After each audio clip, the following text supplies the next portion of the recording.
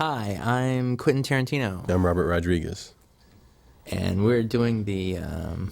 Dusk Till Dawn Laserdisc commentary. That's what we're doing. Yeah. We've been talking about doing this since we were shooting the movie. We couldn't wait to get to this point. Exactly. It's been this is the first one of these I've ever done.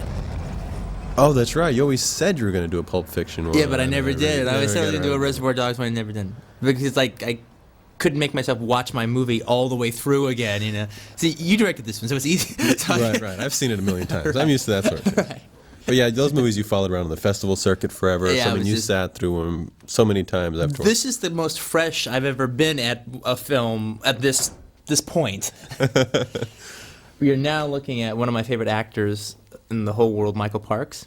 I think this is the first and only actor that you said, and this is the person I really want to be in this movie. Mm-hmm. You know, the first person I think I cast was you. Right. But the second person was Michael Parks. Exactly. Because after I cast you and you were on full, you said, this is who I had in mind. Actually, when you wrote the script. Right, exactly. Correct? Yeah, 5-6 years ago. Which is something you said you wouldn't do anymore, is write a script for an actor in particular, because then they started giving you notes on how to write them. It's so funny. It's like before you cast an actor, all right, like if they feel that they have to fight to get the part or something like that, they will just, they'll have their agents call you, their mother call you and everything like that. But the minute you say, I've written this script for you, what do you think? All right, all of a sudden they're coming back with notes and, well, it wasn't quite exactly what I was thinking. Right. Now, Michael, of course, didn't But Michael didn't do that. Michael came in here and made this. I had to say, this is my favorite scene in the movie. When I first got your script and I read this scene, I think I went on and on about it. First, you had acted it out for me, but then because you couldn't find a copy of the script. And then you gave me the script and I read, and I thought, next to the pussy speech, I think this is my favorite scene in the whole movie. So we were looking so forward to shooting this scene. Oh, you better believe it. And it's also, I just love the fact that, Michael Parks has always been, one of my favorite actors. I've watched his work forever. And I love the fact that in this opening scene, if you don't know what's happening, this looks like Michael Parks is the star of the movie. Yeah, this looks like a Jack Nicholson movie, and he's Jack Nicholson right now. I mean, he is given all the power of the lead of a movie. Right. And he holds it. No, definitely. I mean, that's why I didn't want to cut away from him. I thought, this is the way Quentin would shoot this scene, because it's such a long dialogue piece. There's no quick. I cut over so you get to recognize the clerk, so he becomes important. But it stays on Michael because he was. I don't know if you can tell the camera shaking, but I was laughing. So I hadn't laughed behind the camera, and I was operating. The camera was starting to shake. My AC was patting my back, trying to calm me down, because I was laughing through the whole scene quietly, shaking the camera, because he was just cracking me up. He was doing such a wonderful job. He's just so. It's like, because I know his rhythm of speech and everything. That's one of the things I've liked about his films and stuff. And you had said that to me, and you would imitate him when you'd read that part to me. And when I'm reading it, I always read it differently. When he came in and started doing it, then I understood exactly what you were talking about. Oh, that's what Quentin was doing in his office. You're actually doing a great impersonation of Michael Parks. And it gives a different. It gave a different rhythm to your writing. Well, you were saying when you were watching it, you were like, oh wow, because most people say my dialogue real fast, and you were saying, oh god, Michael's getting a different rhythm out of a different reading out of Quentin's dialogue and everything by really slowing it down to a snail's pace. I mean, I actually mounted a zoom lens on my camera for the first time because I actually wanted to push into him while he was talking, and each take was different. It just depended on how I felt in the take, and this was one of the last takes. But this zoom into this close-up right at this right moment, it just felt so cool. Good. That's why I love to operate the camera, because you really get locked in there with the actor. Before you know it, you're on his eyeball. Right, now it's... He's pulling me, he's literally pulling me into him, is what he was doing. And this scene, I think, was originally 6 pages in your script. But since Michael gave it so much weight, and because I didn't want to leave this scene, and we're having such a good time, it turned out to be over 10 minutes. It's 11 minutes, this whole opening sequence, which is more than a reel. So it's probably the longest opening sequence in movie history, before the credits even come on. Well, you had to beat the Desperado opening sequence, which was 6 minutes. Pretty glorious, too. This is so cool. Just this introduction right here. Yeah, I just dreamt about this scene every night, or however we'd shoot it. And it was actually something we shot later on in the schedule. So you guys were already the Gecko Brothers. You had already shot everything else. Right. We shot all the bar stuff already. So you guys were already clicking. And you did something interesting when you rewrote the script. You wrote yourself way back compared to how he was. If anyone ever read the original script, Richie was up front doing half of this dialogue. Right, exactly. Well, it was like, I had like Richie saying quips, and jokes, and he actually sounded more like you before, which is why in my kind of casting, I thought, hey, Quentin, why don't you play Richie? Yeah. And then you took the script and you rewrote it and made him so unlike you that you had a real character to play. Right. Well, that was it. I was tired of doing stuff like that, and I really I tried to attach approach Richie. It's this wild, crazy vampire movie, but I tried to approach him like a serious movie about a real schizophrenic. Right. You know what I mean? Exactly. That he doesn't know he's in a vampire film. He thinks he's in Dead Man Walking or something. And so I always had he wouldn't say a joke. Right. Exactly. Give it to George. Give George the joke. Your best jokes. And man, Quentin, you're giving away all your best jokes. And I don't care, just give them to George. And you actually made yourself stronger that way. And I had fun putting George way up front, and sticking you way far back, so that people really didn't get a good look at you.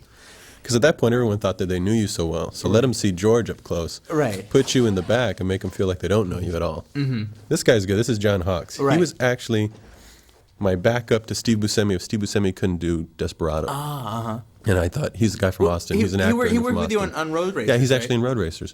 And then we had this part was going to go to Steve also. We thought of Steve Buscemi here. And Steve couldn't do it because he was directing his movie. And then it was going to go to Tim Roth, who was going to do a Texas accent. Right, exactly. And then he couldn't do it. He couldn't do it because it was a 3-day. This was a 3-day shoot. Yeah, and at the end of our schedule. Right. So we couldn't hold him to it. Given up a movie in order to do he'd have to 2 days. He'd have to give up a whole 2 movies to wait for us. And so then we brought in John. John got to come in and rip it up here. Well, but remember how weird it was? We were auditioning all these actors, and to me, how he should play it was so obvious because I thought it was actually really on the page. That's something that you always think is on the page. I didn't realize in my own scripts how little is actually on the page when it's inside your head. I mean, you would tell me that it's all there, and I would read and I go, well, I don't see it there. Explain it to me. And then I would see it. Once you get in your head, you can see it. It was so weird because all these actors would read it, and to me they just didn't understand what Pete's dynamic was supposed to be in this situation. They're playing it too nervous from the beginning, or they weren't being the Academy Award-winning actor that he should have been. Right, exactly. They weren't laid back enough, and they just really showing the dynamics of it. And this is just so much fun. I think this is actually according to the script. The action goes, but we didn't. Yeah. We got to really spread it out and make the place a little bigger. Right, exactly. And turn it into just a full opening action scene. Oh, I know. Really just make people think there's no horror at all in this picture. Well, I have to say that along with the fight scene in True Romance, this is my favorite piece of action that I've ever written. Yeah, no, that's great stuff of him being resourceful and you. Right. I mean, I remember when we first walked in the set, you were like, "What?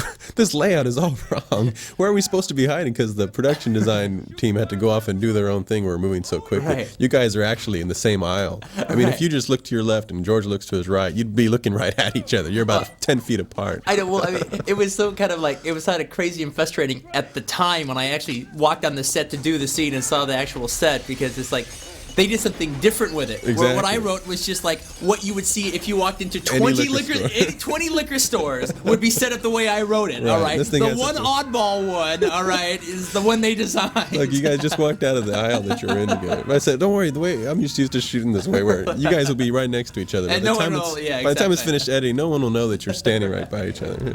Just look somewhere else when he calls your name. That'll set the geography all wrong.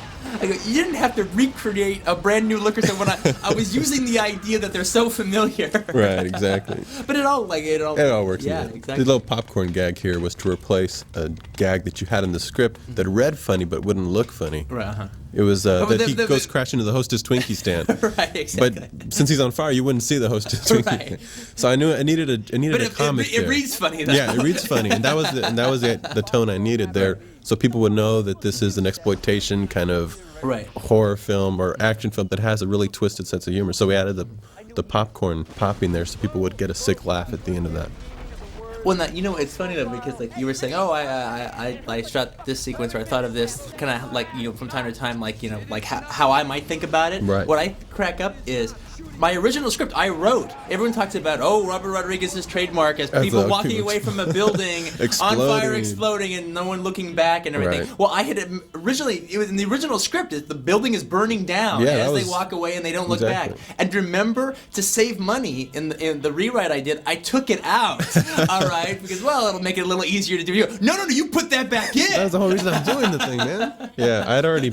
Well, the first time I read that, I'd already shot this opening scene, and I'd seen that as one long tracking shot, exploding, because I never had the budget or the time to do anything like that in one of my earlier films, do a one-taker like that. This was going to be a one-take shot where you guys are actually walking out of a building full of bombs, and it's going off as you're doing your dialogue. One of those kind of, real director kind of shots. And we ended up having to do it 3 times because we kept blowing it.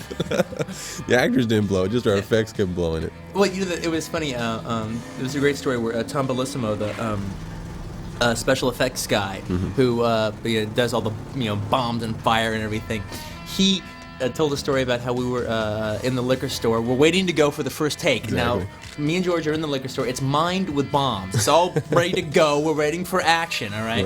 And then all of a sudden he walks into the liquor store while we're waiting for action. He goes, "You know what?" He talks with a New York accent. He goes, "You know what, yous guys?" Yeah, you know what, yous guys? He's from Brooklyn. I'd feel better being in this liquor store, because if something by chance would have happened and these bombs would all of a sudden go off with you guys in I would rather be in here with you, all right, than across the street watching it happen. That way I die a hero instead of being the guy that's blamed for blowing you guys up. Everyone would be like, and everybody died. Yeah, poor Tom too, man. As opposed to, Tom, you idiot! You killed Quentin and George Clooney. That was pretty nerve-wracking. Now, I have to say, I loved this whole opening credit sequence. It's one of my favorite things in the whole movie is this opening. But that's something we wrote later on, too. Exactly. You wrote later once we knew we were making the movie. Right. And you came back saying, I want us driving. And you're really getting into the movie. We're all getting into the character of the movie. Right, exactly. And getting into what kind of movie it was.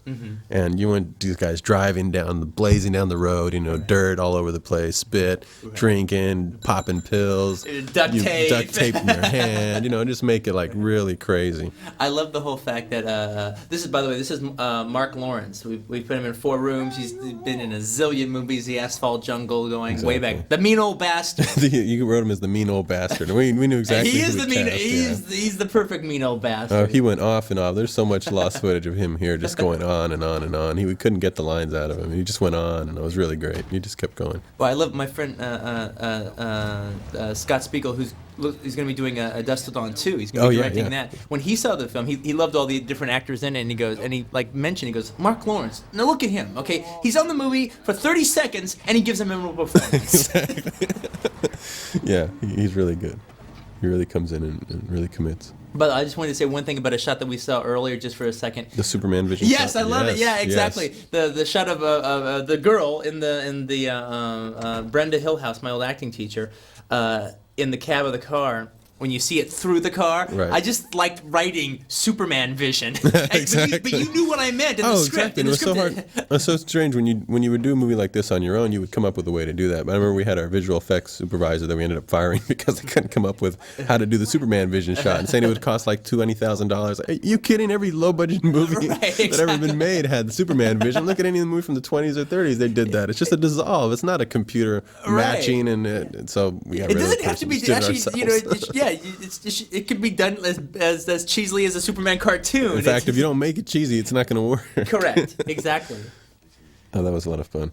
No, it's funny because, one of the things I tell people, and you'll see it coming out, you've just seen one, and you'll see another one coming up here. People say, "Hey, Quentin, you were really scary as Richie and everything." Well, it's easy when every time I have my eyelids move, you have this surround sound. You know what that whoosh is I cannibalize sound effects we work really hard on. In Desperado, we had a real atmospheric rumble actually in the first opening scene when the biggest Mexican who ever lived walks in the door and the whole room starts to shake. I just kept all the sound effects, and I would just bring that in on my Avid while I was editing this. Whenever we had a dark moment with Rich, so that's the connection you have there with the Desperado character.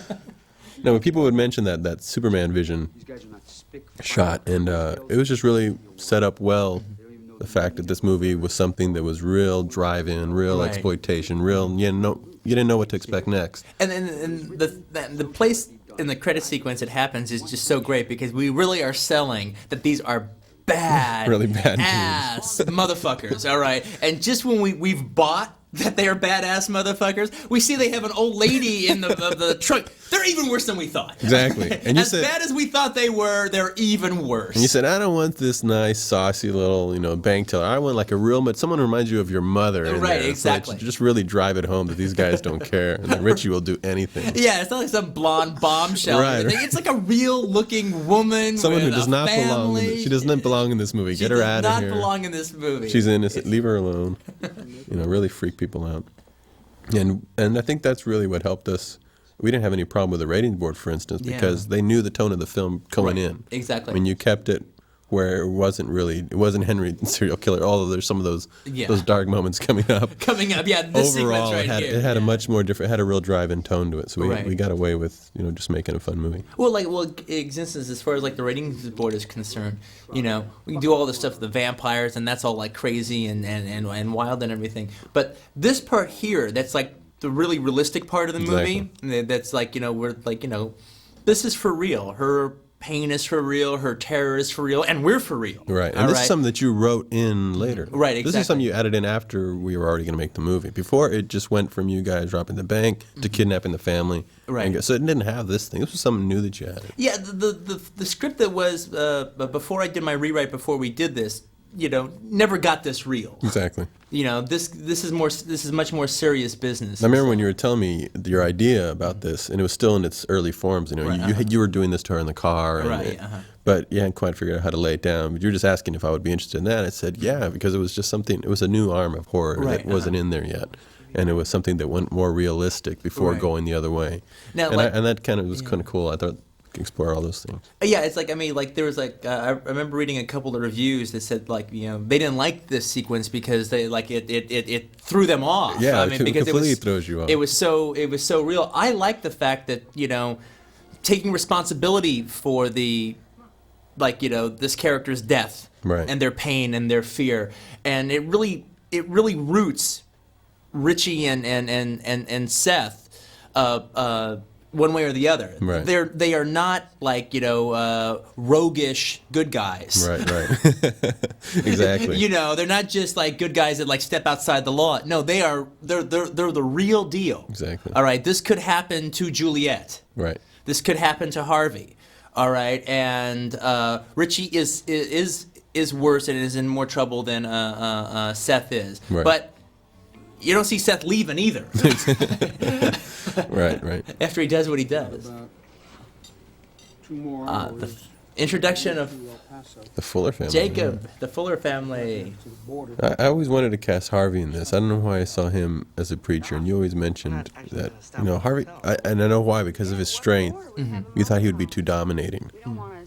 And what ended up happening is he ended up playing this very meekly, and you guys ended up just dominating him so much in this first scene coming up, when you guys take over him, that it didn't turn out to be a problem. But now looking back, I know that that's what the concern was. Well, it's funny because it's like there was one aspect of Harvey playing it that I really liked, is in the aspect of there's a lot of aspects of Harvey playing it that I liked, but initially, one of the things in Desperate Hours style movies, the character that I usually have the hardest time warming to and seeing through their eyes is the father, the patriarch, who's kind of caught as the hostage, because it's the whole situation of him taking care of his family as a man.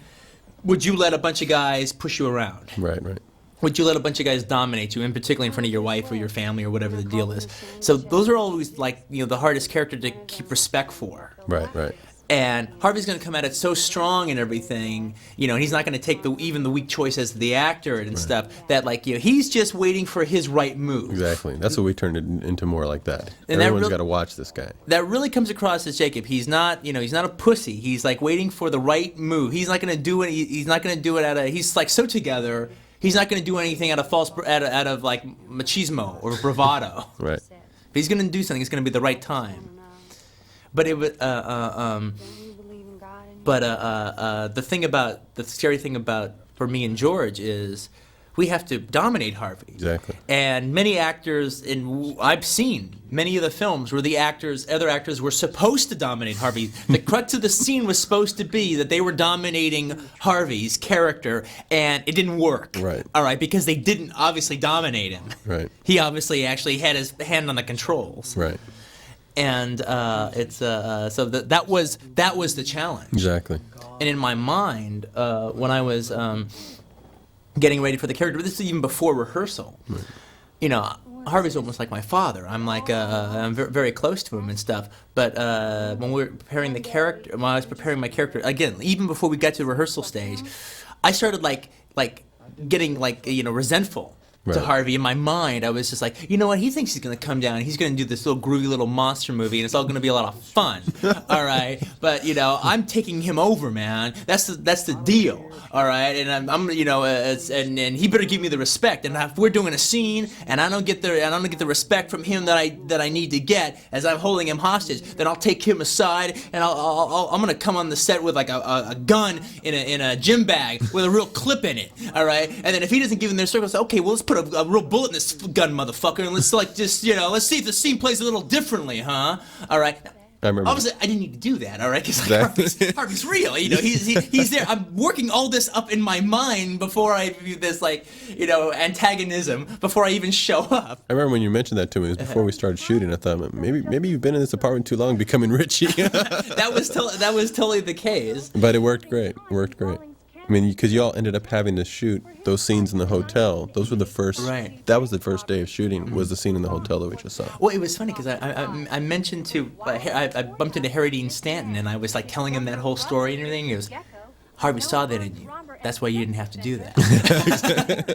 Yeah. By then he was broke. By the rest of the movie, he was so into character all the time that I started thinking, wow, Harvey's really getting old. He's walking around with his shoulders slumped all the time, and he didn't look. But by the end of the day, he would have a cigar in his mouth, his suit on, to be all spruced up out on the town, and I realized that he was just acting all day. I think of Harvey as like this stud, and he's like walking around like an old man, with his pants up to his I love that shot of I just noticed when we were talking here, that shot of Pete holding up the big fish. That gets a great laugh. This was something in the script. This too was in the script. This wasn't things that I added in. This was something that you had written in. And then of course, have to bring John in. John Saxon, man. Remember, we're trying to find somebody to play the FBI guy, and we ran through a couple of people. I know I wanted to use Bill Sadler, who was great. He wasn't available. And then we're at a Fangoria convention, and exactly. We had the Fangoria convention announcing this movie, exactly, that's and John Saxon is there giving a personal appearance. He saved us. He comes up and he actually put out his hand and said hello to us, and whatever. And then he said, by the way, if you need an FBI agent, I'm right here. We're like, oh my God. Oh, man. We do need an FBI If it had been a snake, it would bit us, man. It was really funny. And we just, even in the theater, I mean, he's so loved by genre fans. Just in the theaters, as soon as he comes up there, oh, John. That's really cool. Kelly Preston, by the way, was just on. She does such a great job as this character, Kelly Hoag. Right, Kelly Hoag. I produced this other film for Miramax called Curdled that we needed another sequence like that, and I wrote another Kelly Hoag sequence to put into that movie. And she actually shot it, right? Yeah, she That's is. right, I saw her in the trailer. Girl, yeah. She's the girl in it. So she I'm going to put her and Kelly Hoag in all my movies. You've got explaining. And Zorro, she'll be in there. Got Zorro in there giving the interviews.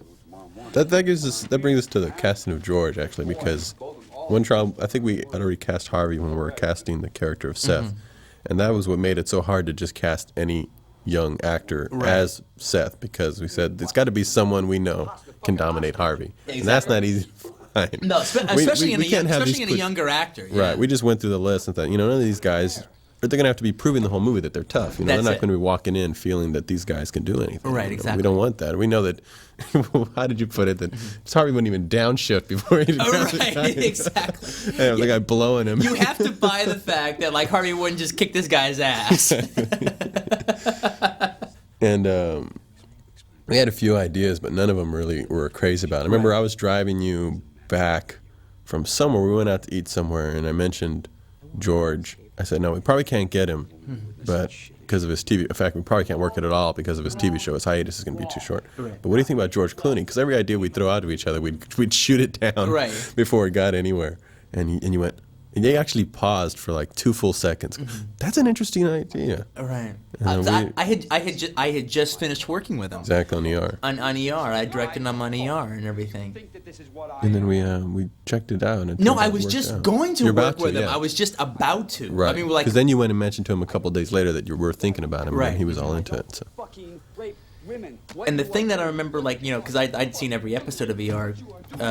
That's why I did the show. Right. But one of the things I remember, there was an episode where he's a pediatric guy, pediatric surgeon on the show, doctor, and he realized that like this father was abusing this kid, and he just flips out and he goes out into the waiting room and he punches the guy out. And I remember I watched all these ERs with Alex Rockwell, and I remember Alex saying something to the effect of, you know, he's the only guy on the show that would have been an option Right. You know, Anthony Edwards, Eric LaSalle, none of them would have like, 1 + 1 = 2. I'm gonna kick that guy's ass. Right. All right. But like George has that. Right. No, that was really neat because it was the first film that he had done, you know, since being on ER. No one's really offering him movie roles. In fact, he went through the list of the other movies he had, and there were like fourth banana parts. Yeah. And stuff. He told me a great story about the fact that like, you know, there was this one movie that he was a meeting on to get a part in it and everything, and it would have been like the fourth lead, you know, the Dwayne Eddy role in the '60s, you know, Richard Roux, George Hamilton, and Frankie Avalon. All right, he was getting the Frankie Avalon roles, right. and then like, and they're like, well, we're thinking about it. All right, we cast him in this. The next day, they turn around and give him the offer for the lead. Exactly. Everyone's very reactive in Hollywood. So you know, if you make the move, they realize, oh shit, he's going to be a big star, and it wasn't our idea.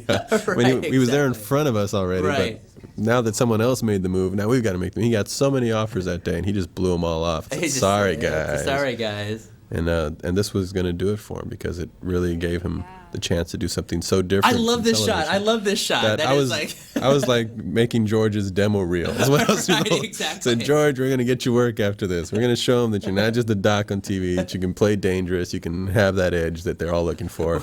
And now he's Batman. So it worked really good. What were you saying? He said, like, if I can't make a movie star out of George Clooney, I got to go to movie jail. I go to movie hell for that because here's a chance to really feature someone no one's seen up on the big screen. Right, exactly. And give him the chance to do something so different from what he does on television. Right.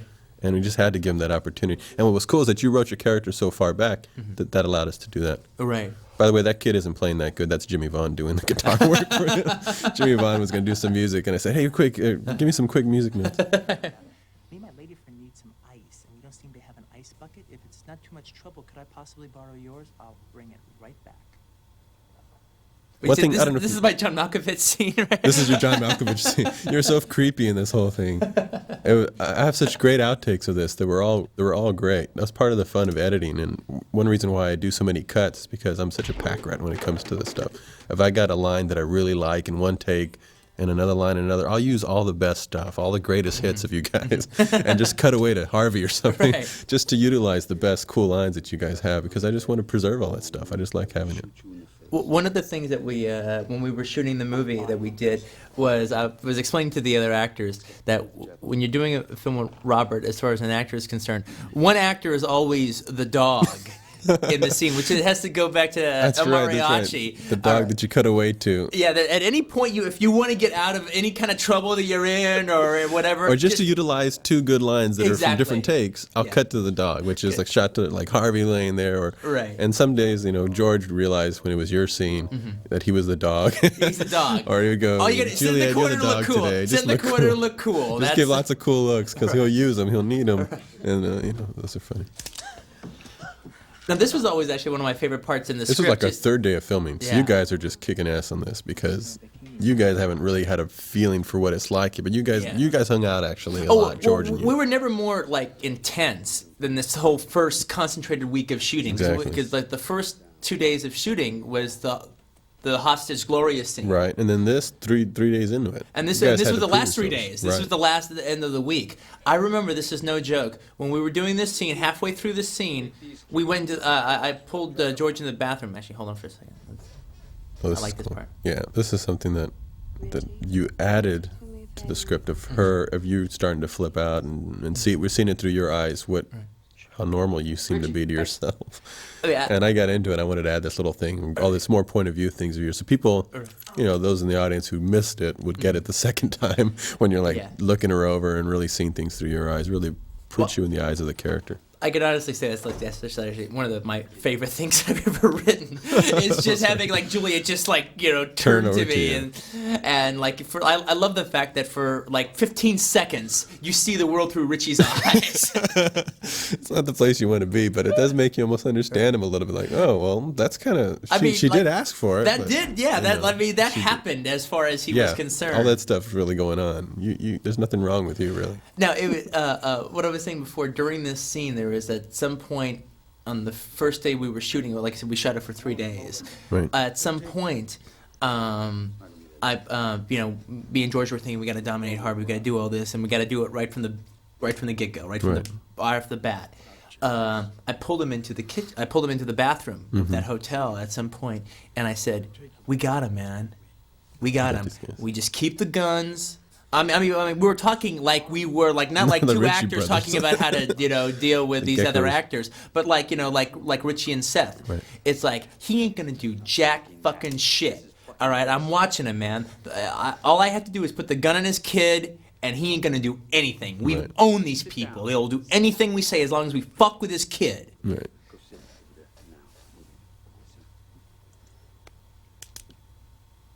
This was really cool, just seeing George get to come in here and do, because I'm watching the dailies and I'm realizing, the gut instinct was right. He really is. He holds the screen. He's a movie star, totally. And it was cool knowing that no one was going to know that for another 8 months until this movie came out. But did you know it there just looking at it, early drafts of this. And the scene they just played a little second ago, the moment where Harvey gets up and walks to the door, that happened. That happened in rehearsal. That wasn't written down there like that. He'd improvise stuff like that. It was just kind of experiencing the scene, and let's see what would happen if I did do that. Yeah, Harvey was great. I mean, he should be directing his own movies. I mean, he was going through improvisations and stuff like he does in his acting methods that he does, and he was really taking each scene further than the genre usually dictates. This was so weird about this movie. It's such a genre picture, but you got these great actors, and you never see anything like this before. You probably never see one again. Where you have Harvey Keitel, Juliette Lewis, George in a slasher, in a biker flick, Lucio Fulci like zombie movie. That's so funny because all these scenes that should just be we should be shooting in 30 minutes. We could actually spend a day or two, or like that opening scene, 3 full days to shoot and turn it into Oh, it was just a wonderful experience knowing that we're making a very fun movie. But on the other hand, we're getting to just let everyone kind of spread their wings and try things out and making it worthwhile for everybody. Now, this thing with that grind my teeth stuff, all right, I had just been fitted for a mouth so you just place. Gotten that. Okay. Yeah, I just been fitted for a bit because I do grind my teeth at night. Come on, man. Mine are getting worse. Oh, gosh. They're like falling apart. I got to get a bit. I know, and I've got one back in Texas, and I just forget to bring it over, and I grind my teeth to hell. And we're sitting around, what was the rehearsal time? Yeah, and I like just added, because I thought it was a nice little human moment in there and everything, and it is. And then I bring it up, all right, and then me... You, Juliette, Harvey, all mentioned about how oh, you grind your teeth? I grind my teeth too. I grind my teeth. George is the only one that doesn't grind his teeth. Everyone was. He doesn't have the inner angst that we have. that extra, the nervousness there. That just like at night, wake up with particles of teeth in your mouth. Right. It's terrible. But that actually turned out to be a great little moment there. Now this scene was always a very important scene to me in the script. This is the scene we always talked about, just in casting the Seth part, because we said, who's going to be able to survive this road trip for one? It's got to be somebody who can sit there and just like put Harvey in his place, or Harvey's going to kick their ass. Exactly. And George is so great in this. Mm-hmm. He just blows off everything Harvey says about his wife. Exactly. Yep. Yeah. They really sticks it in and break it off, don't they? To me, great. It's funny because I'm never. I don't take a page count that seriously when I'm writing a script and everything, because I always, I write so much dialogue that it all, you know what I mean? Exactly. It's kind of off, but I know organically where we should be in a story at a certain time. Right. And this scene is important to happen about midway through. Right. All right, because now they're kind of like, it's like the two warring opposites are having like a mild truce. Right. they're agreeing to disagree. Right. Exactly. Basically, it's like, you know, Jacob's camp and Seth's camp. They have to like smoke the peace pipe just a little bit, or they're going to kill each other right now. Right. And I came up with it. You said you wanted an action scene earlier in this. Right.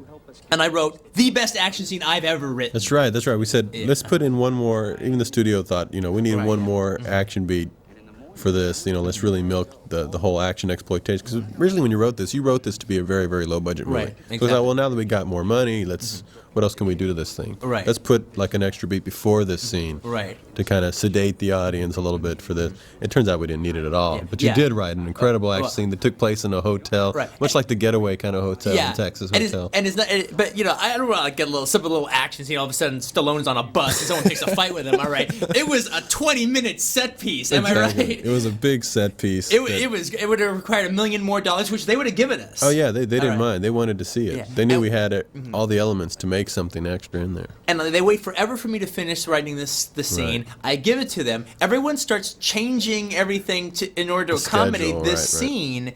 And then I remember, I wrote it. I couldn't have been more happier with it. I give it to you, and then the next day I come in. Do you remember I come into the office? You came in with that look on your face like, uh-oh, he's taking it back. And I said, we can't do this scene. And the reason we can't do it is because that scene between Seth and Jacob will happen too late in the script. Right. And it will become 100% Richie and Seth's movie. Right. Where it needs to be Seth and Jacob's movie. Right. And I agree with you. So we dropped it and we went on a shot. And it was just before. But one of us is going to do that scene someday eventually. I took it already. It's mine. You gave it to me, and I'm taking that as that's like a handshake. That's mine now. But I have to be in that scene, though. Okay. Zorro, I have to be the guy. You're the only one who could do it. I mean, when someone reads that scene someday, they'll know why.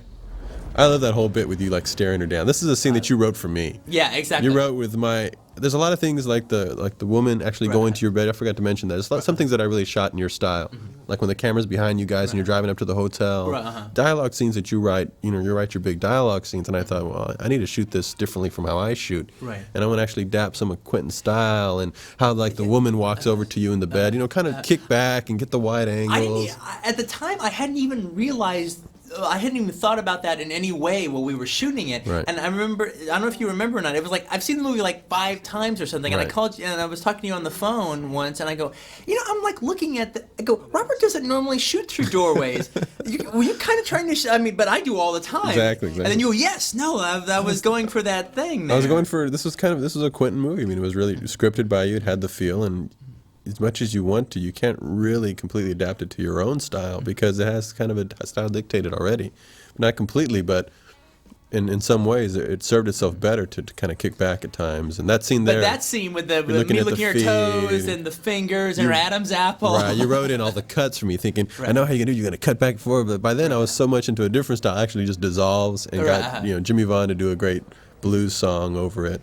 And it worked out perfectly, really got in your head.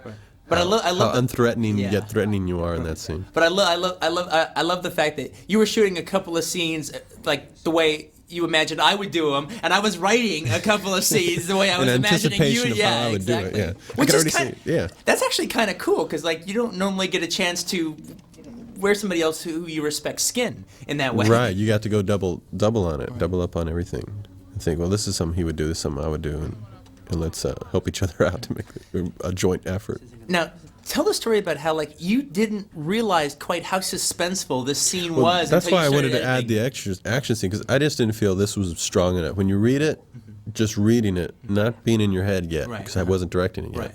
I was just reading it. This scene didn't seem as suspenseful as you always said it was. This you kept describing it as being. This is a scene where everyone should be sweating in the audience, everyone wringing their hands, wondering what's going to happen next. And I kept thinking, I didn't see it that way enough to make it that. I mean, I was going to have to make it that way because that's the way you saw it written. Right. I had to make sure it delivered that way, and I didn't think it was strong enough in that way, or just didn't see until I started editing it together. Actually, and as I was editing, I was like biting my fingernails. Going, wow, this is really cool. This is really building up, and here comes the border guard. And all, it just on paper it didn't until you see Harvey and the kid and you guys in the bathroom and the border guard walking up. I mean, you visualize this stuff when you're writing it, which is why you saw it. but it's not the same when you're reading it. It But really I love the story. You just like building it in the cuts. You go, oh my god, hey, this is suspense. This really grabs the audience. I couldn't wait to get to the end of the scene because I edited but also, at night.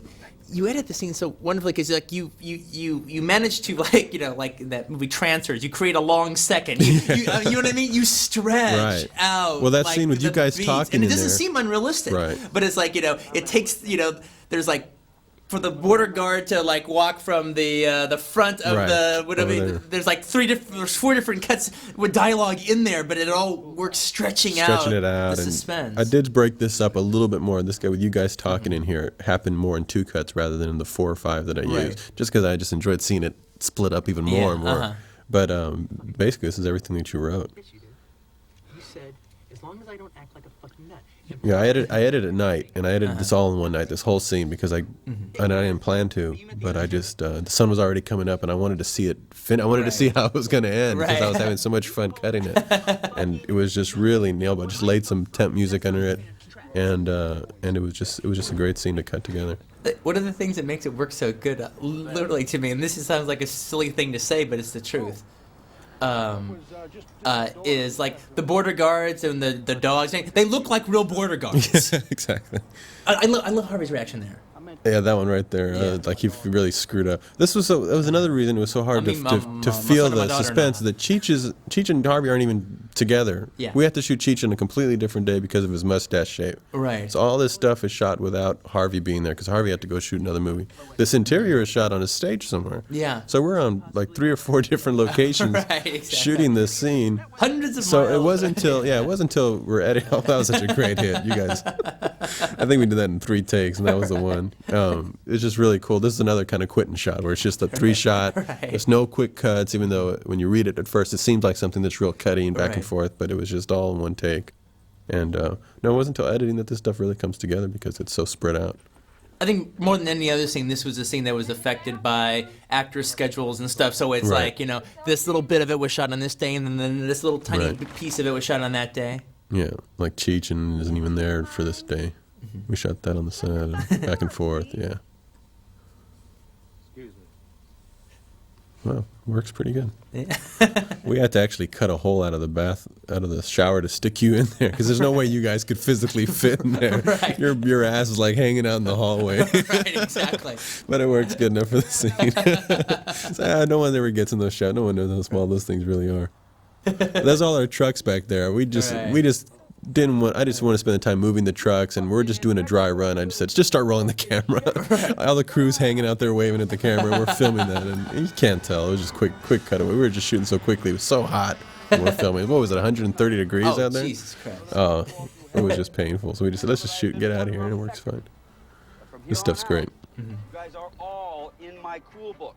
Now, Scotty, I want you to help me with Richie. We're going to lay him down on the couch over there. Jacob, you're going to keep The driving. gallo. I don't know. It's the guayo. The way you wrote a lot of the spellings that you put in here, I preserved those and did the pronunciation for your spellings. Like Santanico Pandemonium should probably be Satanica Pandemonium, but it's okay. I just whatever your memory of it was, I let it go and we pronounced it that way. Made our own words. He was the guy. I liked your Spanish words. Yeah, I like you my- made up your own. I love my Spanish because you did that words. even in Desperado. You said punta instead of puta, which meant you called somebody a dot at the end of a sentence rather than whore. A point. So I just left all that stuff in. That was Juliette Lewis, of course, that we saw back there. I wanted to talk a little about Juliette, Yes. how she got involved in this picture, because it was different from everyone else. Everyone got involved in a different way. Right. I remember went over to your house and we were listening to music and thinking about the movie, and then you said, I got a call from Juliette Lewis. Yeah.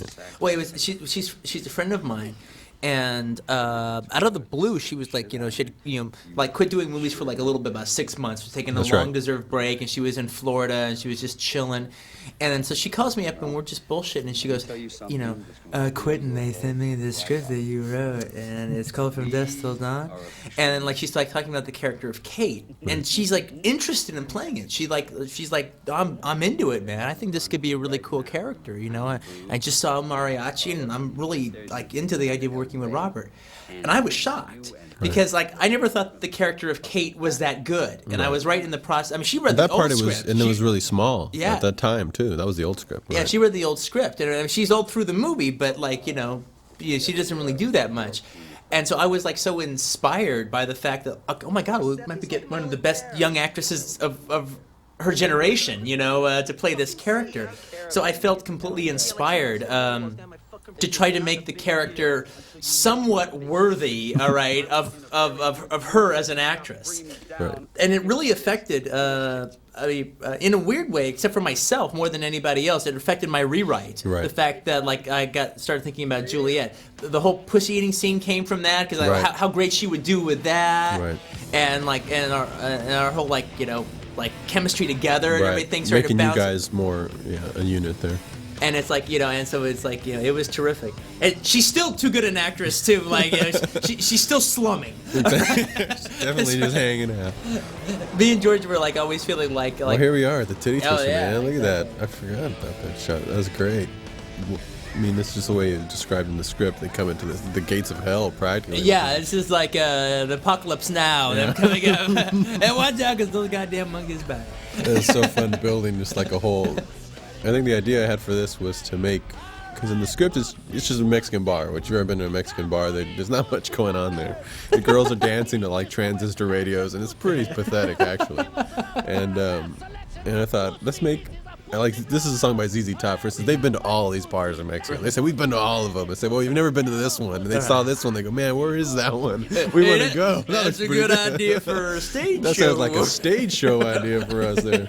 And because this thing was, let's make this if I owned a bar in Mexico, what would I make it like? Right. So I built it on I decided to get more into the Mayan and Aztec vampire culture that was never been in movies really. Right. And I read up a lot of it and found out that they would seduce people with snakes and do all these kind of rituals. So we decided to turn it into a temple, which you thought was kind of an interesting idea when I mentioned it to you. Well, that's kind of cool. There's a temple that someone actually had the idea. Hey, let's turn it into a titty bar to attract. Right, exactly. Let's build a titty bar around our temple to better eat people in. All right, that's a good idea. That's kind of the idea. That's why it looks so strange. It's one of my favorite remarks. I read it in a review when they're talking about the vastness of the Titty Twister. They were saying in the Tarantino Mall, this goes right next to Jackrabbit Slims. Exactly. This turns into something that we talked about for a long time about making a franchise of. I know. I mean, Titty Twisters all across America. I cannot tell you how many people have said, so are you going to start Jackrabbit Slims as a real restaurant and do a chain of them like Planet Hollywood and everything? And I'd say I don't quite know how much I like the idea of Jackrabbit Slims. There's sort of some irony about it. It's kind of a critique of those places. But I could almost be interested in doing a chain of Titty Twisters exactly the way they are here. Because this place is just wonderful, man. It's like a dream. I remember when we have you'll see little guy Ernie, our little kid here, going in and reacting to this place for the first time. He's never been to a bar because he's 15 or something. Right. And we told his mom, don't worry, this is as good as it'll ever get. Right, exactly. He'll never go to a bar again because they won't be able to compare to this one. This one's the king of all bars. That in the background behind George's, she's gone. She's gone. She's gone. You blinked, you missed her. A blink and you missed her. It was it's my assistant, Vicky Lukai, in motorcycle garb as a biker slut. I love how you kicked the hell out of Cheech there. He was pissed because you were really kicking him. You were really in character. He's like, man, he does that one more time, I'm going to beat his ass. I was like, oh, man, we put a pad on you. He goes, yeah, he's not kicking the pad. He's kicking my gut. And that was the last take. And you just went wild. You just started saying shit. I don't know what you were saying there, but that wasn't scripted and it wasn't any other take, and I used it just for that. I did something like you did in Jackrabbit Slims. I didn't realize that you had done that until you told me about it, that you just started off, you built this whole place. You thought, I'm going to get it out of the way. The first shot will be following John Travolta around the whole Jackrabbit Slim just to show off the work of the production crew and then get into the store. So we did a 360, which is a lighting nightmare, of course, for my DP memo, because I wanted 360 of the whole place to get it over with, see the whole layout, and then we can go into the movie. What happens, what people don't realize, is when you have great production designers and set decorators, that when they create a place like Jackrabbit Slims or the Titty Twister, that's like a separate world unto itself. Right. All right. it's very intimidating as a director because you look around like, oh my God, how am I going to capture this? Right, Because they're you're gonna there, be you're, looking at dailies, they're gonna you're standing amongst it, and like you seem dwarfed by it. There's no Right. way my camera will capture the gloriousness of Right. this. People always talk about the big screen, but the big screen is actually such a limited view Exactly. of the surrounding. I mean, when you walk on a big set like this, it's absolutely amazing, but Yes. you can hardly, rarely ever capture You put your that. frame up and it all seems to go away. It goes away completely. It's like cupping your hand over your eye and looking through a peephole is what you're doing Oh, with the camera. you know what kills you more than anything is those stupid viewfinder things that you get, man. You know, you'd be on the most glorious set in the world, and you look But through then- it, and it all like it's like magic. It disappears, you know. Goes And now away. all of a You sudden it realize, looks what? like That's all I get to see a is that TV part. movie. I know. I'm gonna count to 3. But the thing is, what can happen oftentimes is you're so in awe of the set you're around, especially when you have an awe-inspiring set. All right, that you spend too much time trying to sell the set and capture right. it, and then in like doing a scene like that, the way Doing you the big did it. 360 and get everybody an eyeful and then get into the story. Yeah, just like because it ain't, you know, because if it's about the Titty Twister, Right. then it ain't about anything. Right. It's got to be about what's going on with the people. This bar is for truck drivers? These are my staple guys I use in Dusk Brothers. Tito LaRiva and his band, the Tarantulas, playing the music because I really wanted to make this whole bar just have nothing but live music coming out of it. So we created a couple of songs, and here's Danny Trejo, who's a knife guy, and Desperado.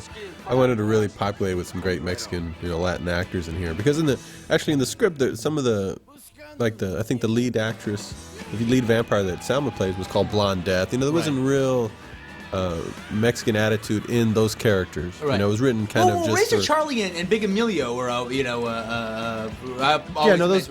But I really wanted to cast it that way also, Right. and really showcase them and stuff. So Well- this was really fun to do. Well, what's kind of cool is just like right when we get to the bar, like all these like stock, all the rep company that you work with, all Show right, up. boom, show up, I hear you people cheer when they see Danny Trejo. You are and stuff. totally in Robert Rodriguez world, all right. Once you walk into the bar, because like his entire stock company is like, They're all running the whole place. Yeah. because you have a stock company now that is like identifiable Exactly. as like They're John trying to- Ford had one, and Right, Howard right. Hawks, and Add into the soup every movie, try and get more. it's like going to see a Brian De Palma movie and Dennis Franz shows up. It's like Danny Trejo is your Dennis Franz. Oh man, we gotta talk about some of these guys on the screen. This There we go. is Tom Savini, of course. There's Greg Nicotero, who's one of K&B, Right. the N and K&B, who did the special effects. He's just the coolest guy. I think once you said that if you had time to hang out with him, he'd probably be your best friend. Right, exactly. 'Cause Greg's just the coolest. Oh, he's man. the He's great- the biggest movie fan, model freak. And he's just oh loves yeah, everything. I've spent I've had Christmas dinner at his house. He's like he's a great fella. And then Tom Savini, of course, from that same school. He's just like a real cool, an icon of horror films, really, and just putting him in the movie because we enjoyed him as an actor. I Right. think it was your idea to cast. You wrote him down on one of your lists, and I thought, man, Tom Savini, of course, what a great freaking But he's idea. so great in Dawn Just of the as an actor, Dead Dawn and of the Knight Dead. Rider. Knight Rider, yeah. He's great in Knight Rider. He's really great. So this was something that we really wanted to bring him in, not for his people think he did the makeup. He didn't do the makeup, actually. No, It yeah. was people that used to work for him who became K&B. And he just came in as an actor and just as someone who would get to come do cool stuff that I said, we have to add. It's not in the script yet. We didn't realize we'd cast someone like you. This movie was written for, Right. no-name actors for a real low budget. Right. Now we've got suddenly Fred Williamson and Tom Savini in there. We had to come up with things for you guys to do. Well, we had to explain. It was funny because we're having to explain to Miramax, the company that makes the movie, about like how big Tom Savini is. All right, Right. like you don't quite realize this, but in the horror lexicon, all right, Tom Savini is like more famous and more worshipped than me and Robert and George and Harvey and all of us put together. All right, they would, a horror convention would stomp us to death to get Tom Savini's autograph. Oh yeah, exactly. So it was really cool putting him in and featuring him, and with that I got to feature him using the crotch gun. That's something that left over from Desperado that I really wanted to put in here and give it to Tom because he was Sex Machine, which is a great colorful name you gave some of these characters. Sex Machine, Frost, and I really wanted these guys to come alive. It was just great. It was just great that we got guys like Fred Williamson and Tom Savini to really round out this new wave of characters coming into the movie for the second half. Now, here's a scene where I think I made a big mistake in writing it in one regards, but it's kind of funny when you look at it, is this is Fred Williamson, by the way. We'll talk more about him later. This chick was very sexy to me. This Of is all your the favorite. This is of your all the dancers She in really the was Titty very Twister, beautiful. aside from Satanico Pandemonium, that one was my favorite. Yeah, I tried to feature her a little bit. She was really totally. special, You see her in the Michelle, Satanico Pandemonium dance when Yeah, she's she's like been dancing in the doing back. her thing. Did you realize she was doing that No, on that of day? course not. I had so much going on, I didn't realize. Oh that man, until I didn't later. even realize it. And I'm looking, and it looks great. Yeah, it does. It looks good. It's not like somebody just trying to in the background. It looks great. Yeah, you liked her a lot. But this thing is in this scene, and it's one thing from being the writer and then playing the character. All right, I was like so Richie by the time that we were doing this. Right. I didn't write that much dialogue for Richie in this scene. Right, at all, really. And then I get there, and I'm like, this is false. Richie would be saying something at this point. Right. He just wouldn't be sitting there and letting Jacob and Seth do all the talking. He would be like, Seth is out of control, and Richie would start stepping in. Right. But I didn't want to rewrite the whole fucking scene on Right the there. moment. I mean, I'm realizing it as I'm doing here that I made a mistake as a writer, like an actor saying, Right. "Hey, the scene's fucked up. It's not working." Like in a scene where the actor shows up on the set and says, "Wait, it's not working for me." Right, Well, exactly. I'm doing that about my own dialogue, all right, but what I wrote. And there wasn't anything I could do about it other than rewrite the scene right at that Right. moment, which I wasn't prepared to do. And so the thing is, okay, this is false, but if I just stand here and don't say anything, Right. the way Robert will cut it, I'll probably end up looking like a really cool character. So I'll cut to you like you're the dog in this scene, but you'll be just do cool stuff, follow the rule, and you'll be in the scene. And now it looks like you're controlling him just with your eyes. Right, I'm not going to say, okay. You're just checking it out. If it gets out of hand, I you're gonna stand up. should be saying a whole lot more, but I'm not going to say anything, and I'll probably end up looking cool. Which worked fine. It looks like you were just kicking back and and really wanting not to get too involved right at that point. Just if it already got in a hand, you take care of Right. it. But for the meantime, you were just enjoying the bar and hanging and kicking back. That was Danny Trejo doing his speech, which we just howled at. He did like 10 times for us. We just had so much fun listening to. And the biggest mistake we did on this entire production is not putting Danny's speech on the CD. All right, am I right? Exactly. Oh, I the needed that. speech is That so whole intro. great. Epitome of Lowly dog. bow your head. Bow your head. Danny's the coolest. This was a scene that we just kept adding to. I mean, one thing we didn't mention at all, the pussy speech that was before with Cheech, because we were talking about something else. We'll get back to that. But besides that, and the opening scene, which were the two scenes I was looking most forward to. The reason I made the movie were those two scenes. This movie has to be made, if nothing else, for these two scenes. Right. But what you end up enjoying also is the scene that you haven't created yet. Yeah. That we ended up doing as we were writing the script and getting ready to make the movie. We added this whole thing after doing some research about the vampire and the snakes, and we told Salma, and we cast Salma, you saw Desperado, Yeah, right, and changed Blonde Death to Satanico Pandemonium, which is a name that came from And a Mexican movie post. a Mexican horror film. When I worked at video, I've never seen, by the way. I've heard it's pretty good. Rick Linklater's cinematographer loves the movie. He goes, "Oh, did you see Satanico Pandemonium?" I go, "No, I've always wanted to." I worked at Video Archives, and we got like a poster for this Mexican horror film that was like so bloody and ridiculous that I've never forgot the name. Right. It's called Satanico Pandemonium. And I could never say it without saying Satanico Pandemonium. Esta noche presentamos ustedes. So then you decided to change the name to Satanico Pandemonium, make it Salma, which was my idea all along. So I was glad you came up and asked me. So I was thinking, how do I tell Quinn I want to cast Salma as Blonde Death? And hey, I had an idea. Let's cast Salma Hayek as Satanico Pandemonium. So I was all into that. Gave her a big albino snake, which I thought would look great on her skin. This is one of my favorite sequences in the And, movie. The way you just did this whole dance sequence. With Oh, the I music just love musicals. I thought, wow, let's put a musical sequence to bridge the two movies together. So I got Tito to write, and that was the first song I produced with him, was this song, which was more like a snake dance version of an old rock tune he could never quite get right to put on any of his albums. And then we choreographed this. Actually, it's not even choreographed to this music. We had other kind of world beat music. Yeah, you had like I a put much faster faster rhythm. because I was shooting her all in slow motion to make her. Salma, people are always surprised when they see her, is not a very big girl. She's actually quite small. But I try to shoot her. That's why I'm always down on the ground and shooting up at her to make her look really big. Right. And because I wanted her to be the queen of the vampires, and shot her in slow motion. So I had to use faster music for her to move to.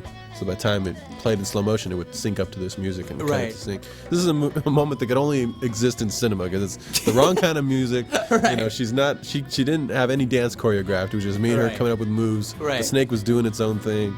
And the band was playing a different song. You're And it not all seeing comes together here. you're not seeing every third third step is like it's a trip and a fall and a stumble and everything. Oh, don't worry, that's I'm how gonna it cut. was, you know, because the weight of the snake was like actually pulled it to the ground several times. So this is a live show could never happen and look like this. Only it's a pure cinema moment, no dialogue. And I love how the whole whiskey going into your mouth thing. I mean, as soon as you changed it to Salma, suddenly you were sucking her toes. And like George said, this is the case of Quentin the writer taking care of Quentin the actor. Oh, yeah. Quentin gets to suck on her toes. George gets to fight a big hairy rat later on. Hey, George, you became a movie star. I had to have like something to do. All right. You have all this dialogue. All right. You have all my great lines. I check out quickly. You know, you were selfless enough to check out quickly. You know, as we soon see. You know, give me at least a toe. Yeah, I'll suck some of my ex-toes. You have all my great dialogue. No, That's a very even trade. Okay? I didn't realize this until I first screened it for the first time that it actually worked really well that she went after you. And at first I was just thinking of it as Quentin taking care of the writer. Writer taking care of the actor. But then as soon as she goes seeking you out, I mean, you are the one who's been doing these things to women. She seeks you out first in the dark room. It was really cool. Oh yeah, I really liked how that worked. It has a great like subtextual feeling. Because I'm the one zeroing in on the females in the movie, and then narrowing my eyes to them with sinister intentions. Right. And then she does the exact same thing to me. I mean, literally, you almost have the shot when she looks at me. Almost might be one of those little Irish shots. Right. No, man, I didn't see it because that was such new material. I was so used to the script being the old way. I didn't see it till it was already done and cut, and I was looking at it and going, "Oh my God, she's going right after Quentin." There's Cheech playing one of 3 roles in this thing. We'll get into that later. Oh, we hadn't had any action in a while, so we really went all balls out on this. We thought, all right, let's put it. You changed all of that. Originally, you just got shot in the shoulder, and then we started getting into it when we were writing and getting ready to make the movie. And you said, man, I want to get shot in the hand, then I'll get a knife in the hand, and then Razor won't just have that's Razor Charlie, by the way. He won't just have a razor; he'll have like a big knife. And I'll start stabbing him with his own knife, and then stick it back in the tape. We're really getting excited about just doing turning it back into an action movie just before it turns into a horror film. Right, exactly. And then you get the shot of the blood and her sniffing it, and then then it's all over from there. Now it turns horror. And I love the two. It's like it almost makes me miss the fact that we didn't see more Richie and Seth working as an action team because they have 2 different personalities. Richie's wild and crazy and psychotic with that knife, where Seth is very methodical with the gun. You know, I think that's really why I wanted to add another action scene in, but you guys went all balls out in both of those action scenes, even though they're brief. Yeah. They're not big desperado action scenes, but they were strong enough on their own to take care of that. There's a wonderful teamwork between us that just begs you for more. Right. So that's good. Leave them wanting more. That's why we kill you off quick. So let's make people miss you. I mean, right when they're getting interested in what you're all about, we'll get rid of you. So then here we go. Salma turns into a giant snake, and then off and running into the action, full blown. This is so cool. You're just screaming, "What the fuck are you?" I like this line. "What the fuck are you doing? Shoot her!" I try to keep all those lines. What the fuck are you doing? I love my fall there. That's a great fall. You know, this is only 2 takes we did here.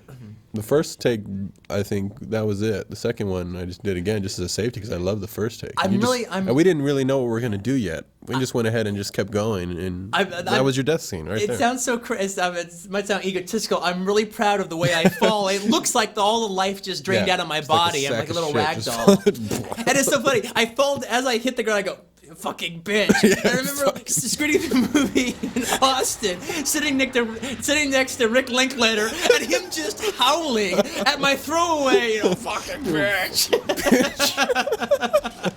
You got me. The crotch gun in action. Now this is something that would make any producer freak out. When Quentin wrote this, all he wrote was, "All hell breaks loose." So I mean, that could be as big or as small as you can imagine. Everyone was worried about what that meant because it wasn't really detailed. It's like, well, how much hell breaks loose? Because we got a budget, extras, blood, stunts, and I said, man, that's all it says. All hell breaks loose. We got to figure out what that means.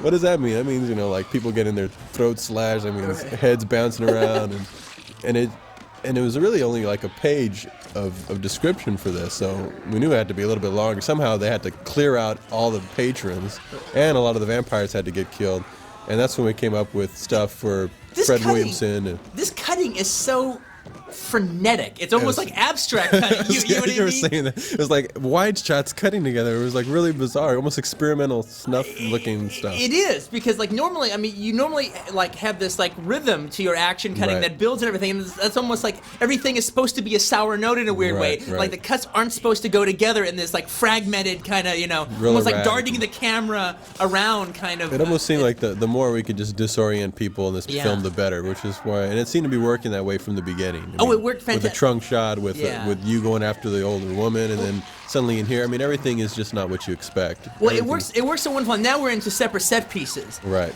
That cut together rhythmically, but that first big explosion. That first thing is just the explosion of wide shots and cut. This is a great gag. This is just an absolutely great gag. I just thought, I kept telling Fred, we're going to come up with stuff for you to do, I promise, because we didn't expect your character to be played by someone like you, so it was never really written in for you to really do anything, except it was just suggested you do something cool. We just got to figure out what that is. So I came up with a table gag for him to shoot, to drop 4 girls down, something to get the people cheering in on Fred's side, to realize he's one of the main characters in the second half. Exactly. And then all the people who know who he is are like, hey, it's the hammer. You got to use the hammer. They're like, they're waiting for him to take over the movie. And then Tom, of course, is such an athletic, physical guy. He does all his own stunts and flips. And he said, well, I can flip off tables. Let me do more things. So we gave him some more. He seems to be the only one really enjoying being stuck in a room full of vampires. Exactly. This is what he's been waiting for. He just wants to cause some hell. Danny pulling late arms off. And this is just... And then here's Tom Savini's opposite number, Danny Trejo. Savini versus... I'm serious, they're like each other's opposite number. Yeah. Danny, so that big tattoo lady.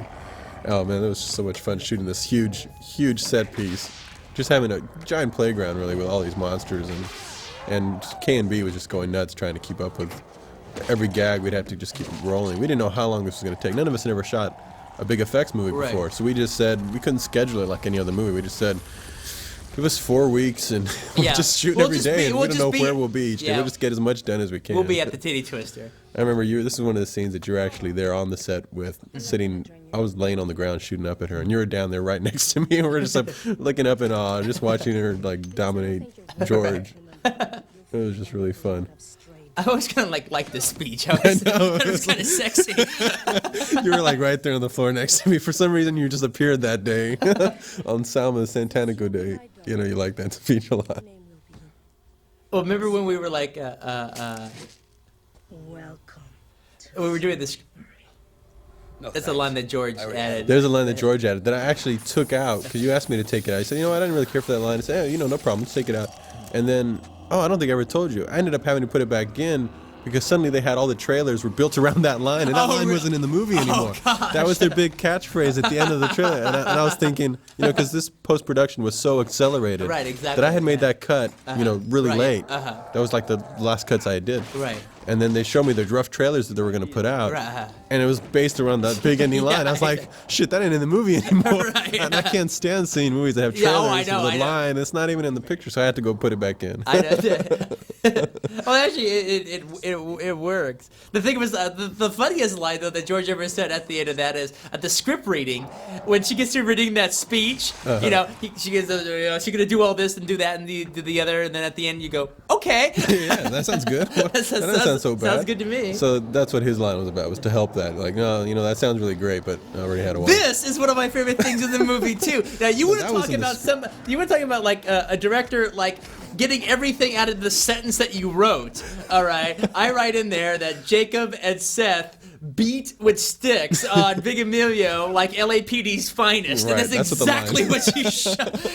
Your stuff was very descriptive. I got it across. You got it across. And you went to town with it. Well, I would start... it didn't seem... If you read your script... It's the most brutal thing in the movie is them beating him with that beating the hell stick. out of Big Ernie.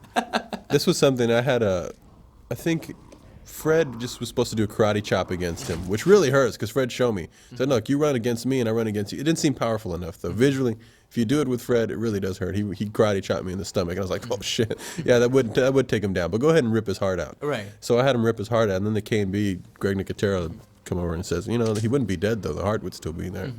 So I was like, well, let's stick it with a pencil. Well, you changed the sequence because I had originally I had that in a different set piece with a bat. Exactly. And it was the heart was ripped out, and it's like a little Stabbed bat with a heart, pencil and or you stab it something. with a pencil. Right. But it works much better with Big Emilio. Yeah, we ended up doing it there with the heart, Big Emilio, and the big stand. I love the big, Wild Bunch, Magnificent Seven standoff these guys gave. And Now let's talk a little bit about the green blood. All right.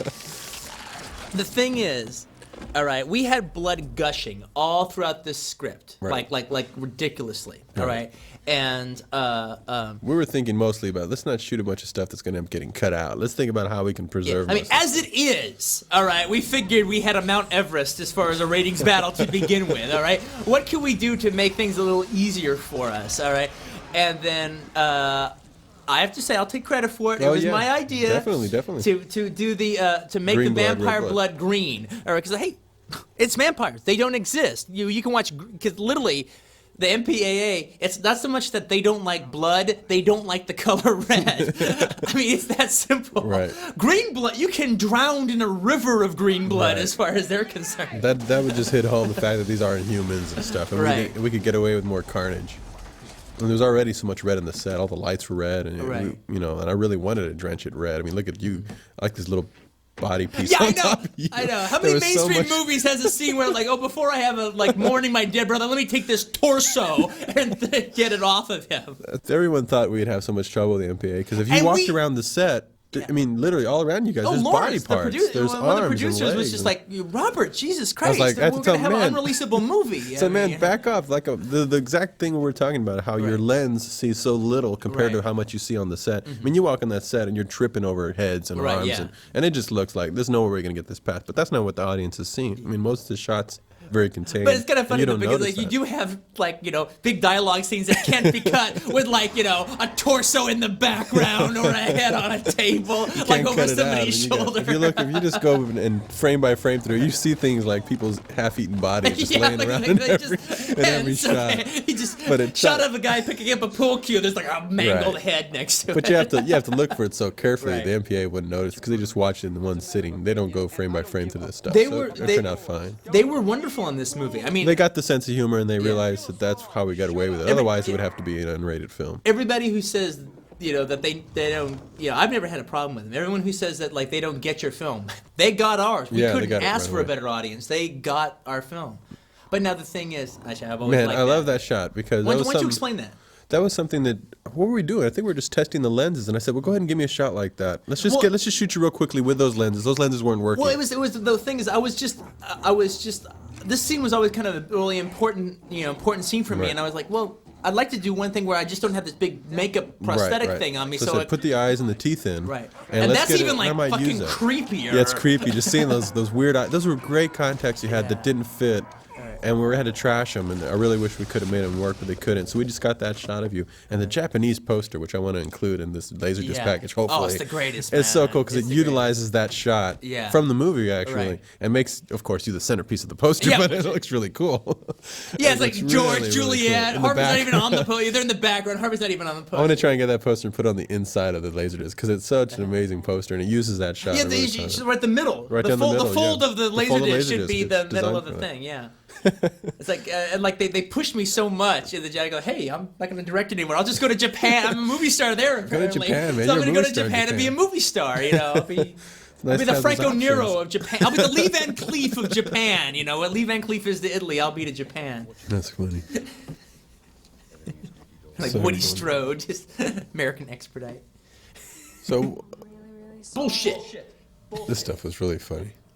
We had to shoot so out of sequence. Just that George's like, we have to do this scene now. He hadn't even killed you yet, and he's already doing this scene. We shot everything backwards. This is the first stuff we shot was all the bar stuff. So everyone had to just like work backwards, and it was really cool to see everyone get their characters in mind beforehand and then do it that way.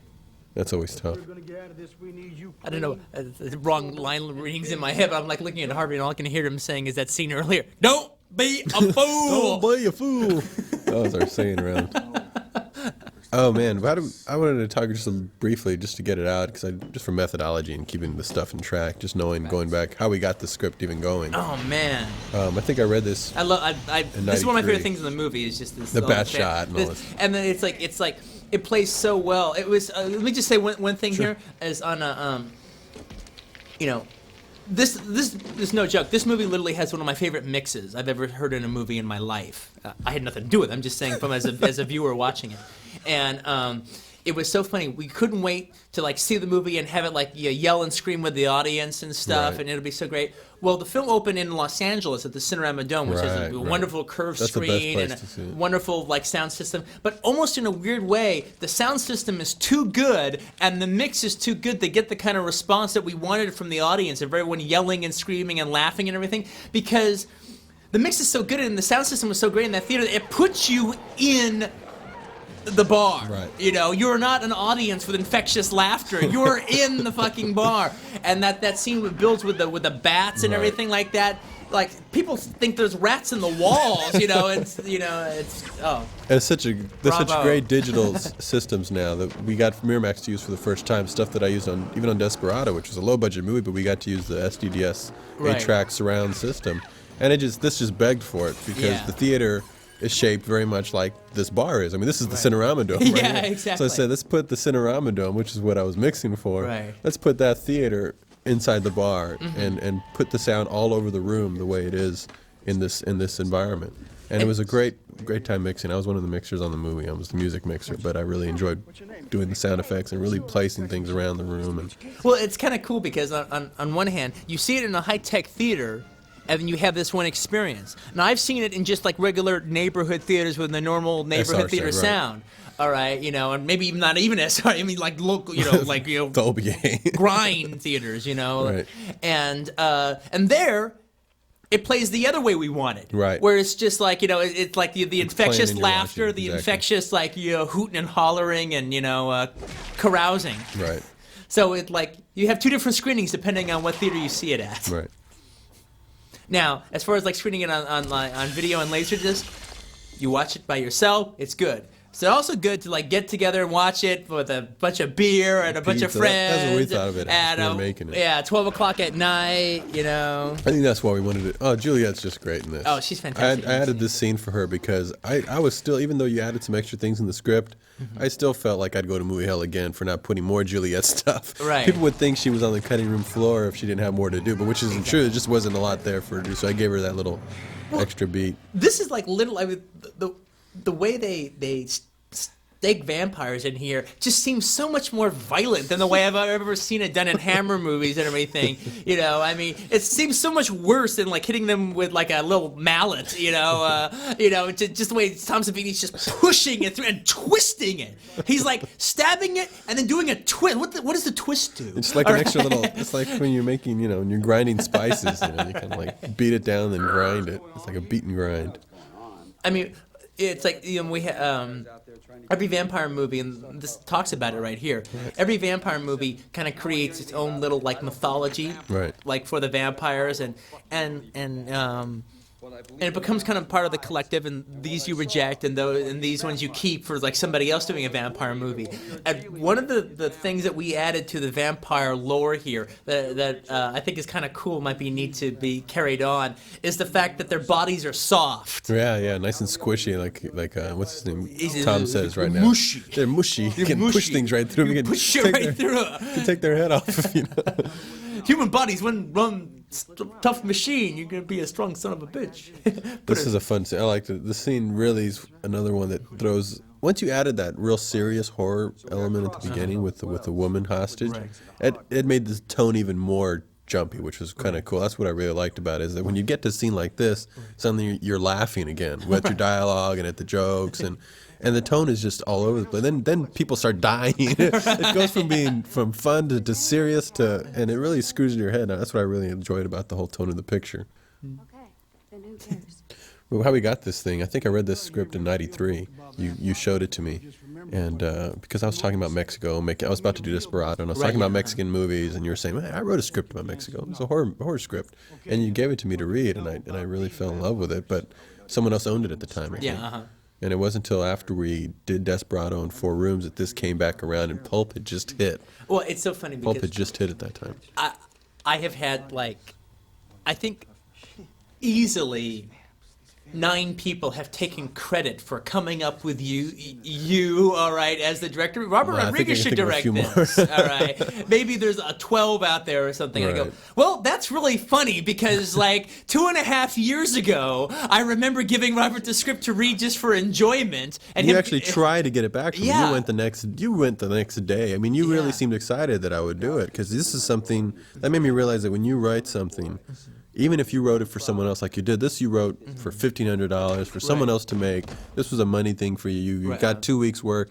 You really were proud of the work that you did. Oh, yeah. And you wanted to see the movie get made. Yeah, you wanted to see this stuff good up on the screen. So you really tried to get it back for me to make. It's funny because like I thought it was never going to get made, and in a way, part of me was happy about that because of all the scripts I've written, it's like I really like it. But if any of my scripts could be done bad, this is the one. Right. It was very difficult material. I mean, it was very. This is the one that someone could completely fail on. Right. And then over the years, because like I wrote it easily 5 years ago, and like over the years I would take it out and look at it. God, this was my drive-in movie. This was my exploitation film. This was fun. This is like a really good one. I don't really want to spend all the time it would take for me to do it. Right. But God, I really like it, and I wish I could.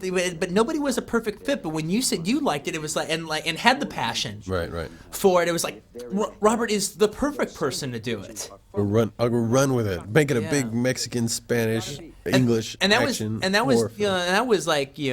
That was before Pulp Fiction. That was in you were just finished pre-production. writing it. I had finished writing. We're writing on We're the both same on lot. on the Columbia lot. And so then when Gianni Nannari and Mayor Tepper had just within weeks, when I was at the Venice Film Festival after Pulp opened, starting my European tour advertising Pulp, within that couple of weeks they had gotten the rights to the script. Right. And they said, look, how can we make you involved? And I said, if you offer it to Robert Rodriguez to direct it, and he says yes, all right, I'll be involved. Right.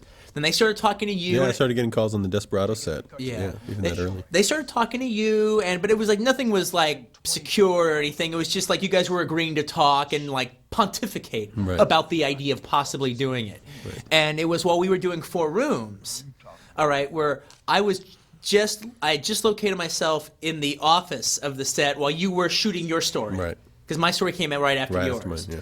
And so you'd shoot, then you'd come back in my office and we'd bullshit, and we were just having such a good time.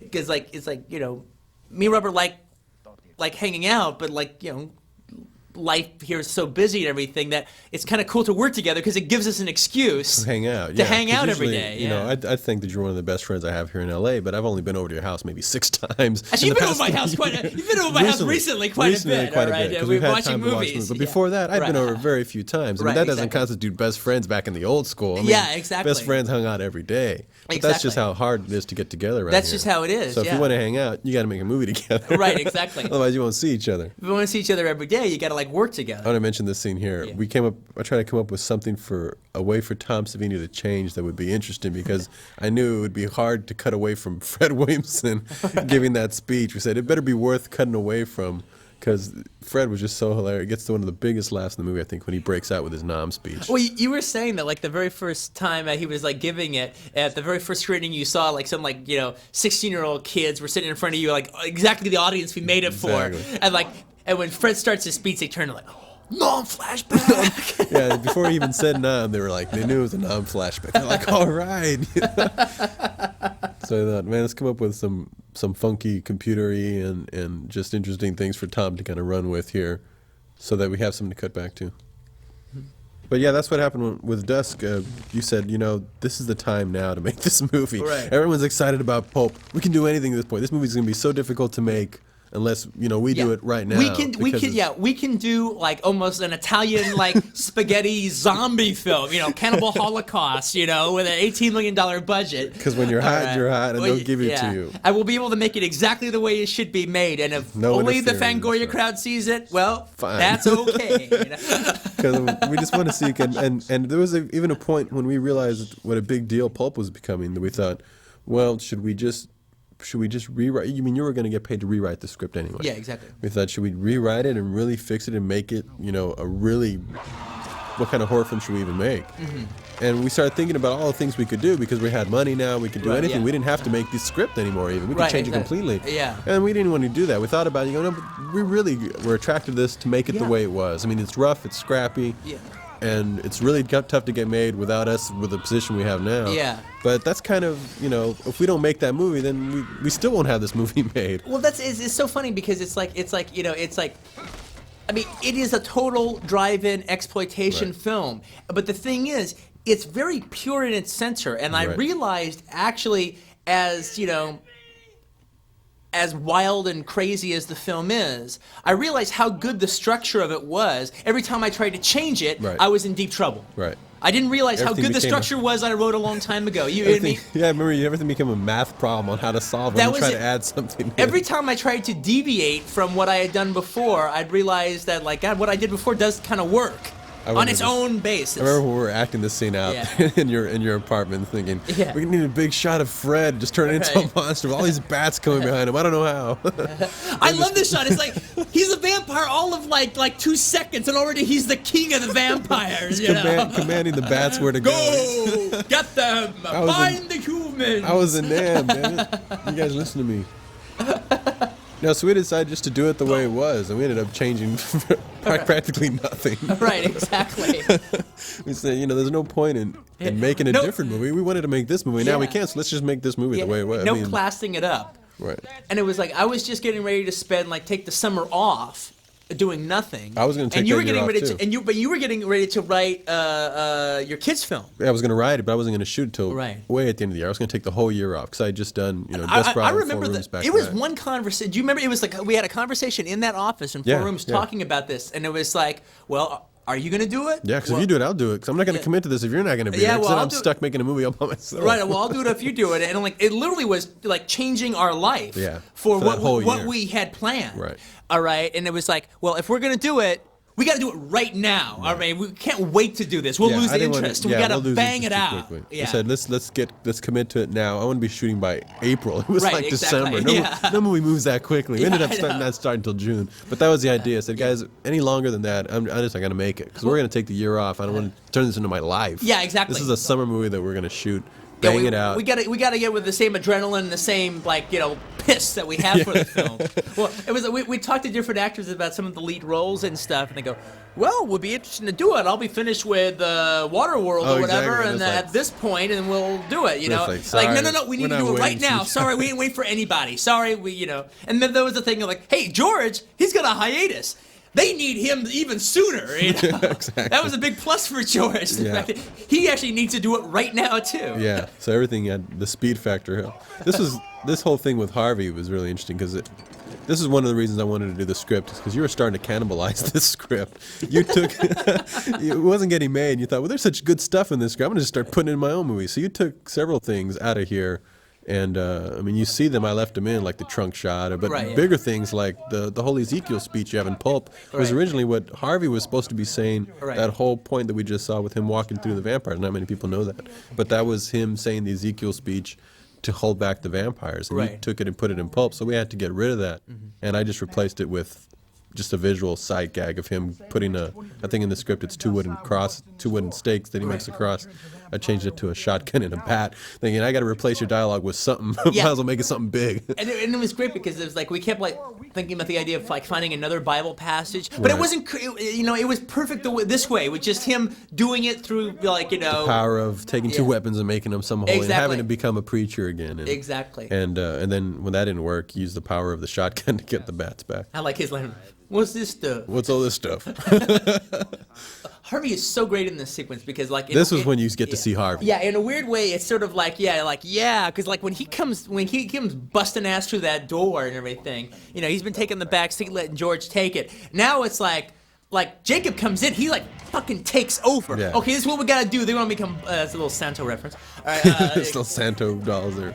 They're gonna come busting in. We're gonna have to hit him with everything, and he's like Reservoir Dogs. He's totally taking charge. Mr. White all of a sudden. Yeah, exactly. And part of it also was his costume. He wanted that hat. He wanted the glasses. He wanted to hide behind the beard, and he lost the hat in that scene when he went behind the bar. Yeah, so just losing the hat made him lose 10 years off of him. It just made him look more energetic and youthful again. He gets to start dominating. And he's got his came up with that. His game face on now. Now, Oh yeah, this was something that you had in the original script, which is. well, this was Bob Kurtzman's idea. Oh really? The guy who gave you the story. That's right. Bob Kurtzman was the guy who actually hired you from K&B to write the script for you. He gave you how much of an outline or a story did he give you? He gave me like about like a 5-page outline. That, to tell you the truth, once you get into the Titty Twister, the story follows his outline very much. Right. It was like but it only had like about a page, if that, before they get to the Titty Twister. See, this is a discussion I never had with you, so I wanted to keep everything that you put in because you don't get a Quentin script and then start taking shit out. I mean, something like that is a gift. I mean, you go ahead and just shoot it word for word. But I didn't know exactly what was yours, what was Bob's, so I just kept everything. Because you see everything being incorporated. Right. You see the jackhammer, you see the, I never even bothered to ask. So everything tries to fit in here as much as it could. You had more reverence for my script than I did, We'd be looking at just lose that shit. Just lose that. I like when the I stupid first- dialogue scene. Who gives a shit? It's like, I'll let you make those decisions. I don't start cutting dialogue lines of yours. When I got a script like this, it's the last thing I want to do. I'll let you decide what goes. I love this scene. This was another one that just lapdog of Satan. Oh, that's my favorite. That's just about my favorite line reading in the whole movie. Is another twist on the whole tone of the picture. When I won't be Jacob anymore. I'll be a lapdog of Satan. This was we were having to shoot very quickly. We were getting behind, so I said, well, this is another big Quentin dialogue speech. I'll just do it in one long push in, which is really cool because it just lets them just go for it. Well, it's like, get it in one. There's George the dog. Yeah, exactly. we're cutting away to George. This is the day that George. That is the perfect personification. Just the little face George twitches is he's the giving. dog, He's giving the yes. good face twitches, and he even said, I'm the dog, right? And I said, yeah, you're the dog, so just make it look good. And Harvey and them, they're not even there when George is doing that. George is great. George doesn't need anything. He's not method. He's Mr. He's Mr. All this He's TV like experience. Antonio. He's just got the, let's just get it done, and I'll just impress you with how I can do it with nobody around. You don't believe in suicide. It ain't suicide when you're already dead. We're imitating his readings the whole time we're editing this thing. Let's kill some fucking man. I didn't realize any of this until we read it in our. Oh, that was like a recurring joke. Yeah, recurring joke until it was like, okay, hard drinkers, let's ramblers, drink hard. Okay, ramblers, let's get rambling. Okay, vampires, let's kill some fucking vampires. These guys just look badass walking down the hall. I just love seeing this is a troop of actors we got here. Just seeing them fighting these Keeping things. a straight face as they're looking at these like Wookiees. ghouls. We called them Wookiees. We had about 9 of those guys in rubber suits, and we had to make it look like there was 100 of them. But you can see like fake ones in the back, Right. and some of them were just painted skin, wearing boxer shorts. I was trying so hard to frame it out, make it look like there was a big force. And these guys acted so well; they just made it look like they're up against the world, and they pull it off because we just didn't have the money to make a big slew of monsters. You see the same 2 over and over again. I love that's cool. Yeah, with the flame in his eyes. Well, I love the fact that it's the whole wild punching. Kill them all! I love the fact that it's like, we kind of set up that they're vampires, but literally they seem a hell of a lot more like zombies, They're just in a zombies. really like cruddy Italian zombie movie. By the end, then they seem like any kind of vampires we've ever seen in any movie ever. I think particularly at this point, one of the reason I didn't want to I almost had reservations about making the movie was because there were so many vampire movies planned to come out at the time, which actually never got shot. But at this time, there was a slew of them that were going to be coming out at the same time. And this to me wasn't really a vampire movie. We call them vampires just for the sake of calling them something. They're really just. So we affectionately called it our vamps. We called them vamps, which is quite, somewhat differerent in my mind. You know what I mean? And in fact, whenever we would talk about the movie, we would just call it our zombie movie, actually. So I didn't mind them turning into more zombies and less vampires. Well, because I love like that introduction that Clive Barker wrote to the published version of the script, which is so much better written than anything else in that book. All right, his introduction is so much better written than my script. I can't tell you. It's a great introduction. He came over and he checked it out and in rough form, and he wrote an amazing opening for the book for that. And he talks the script of the book. He talks about how they, this is none of this the revisionist interview with a vampire kind of vampire vampires where they're melancholy and they're brooding over their endangered species status, you know. They're just like horrible monsters. They're like rats. Yeah.